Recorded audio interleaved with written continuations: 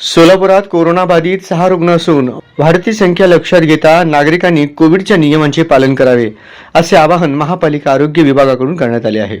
महाराष्ट्रासह देशाच्या अन्य काही राज्यातून कोविड रुग्णांच्या दैनंदिन संख्येत वाढ होत असताना दिसून येत आहे। त्या पार्श्वभूमीवर सोलापूर शहरात आज अखेर 6 कोविड बाधित रुग्णांची नोंद झाली असून त्यापैकी 2 रुग्ण औषधोपचाराने बरे झाले आहेत। उर्वरित 4 रुग्णांवर शहरातील खासगी रुग्णालयात औषधोपचार सुरू आहे। त्यांची प्रकृती स्थिर आहे। नागरिकांना कोविडच्या नियमांचे पालन करावे अशा सूचना दिल्या आहेत।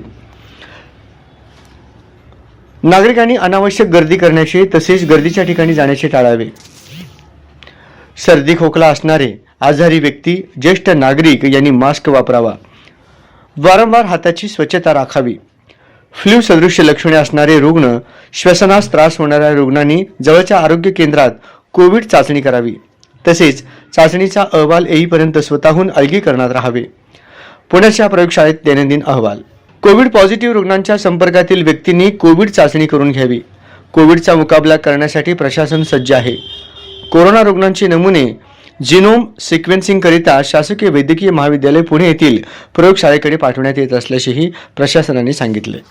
सध्या कोविड बाधित रुग्णांमध्ये आढळून येणारा हा व्हेरियंट तुलनेने सौम्य प्रकारचा आहे। यामध्ये घाबरण्यासारखे काही नाही। जीवितहानी संभवत नाही, तरीही काळजी घेणे आवश्यक आहे।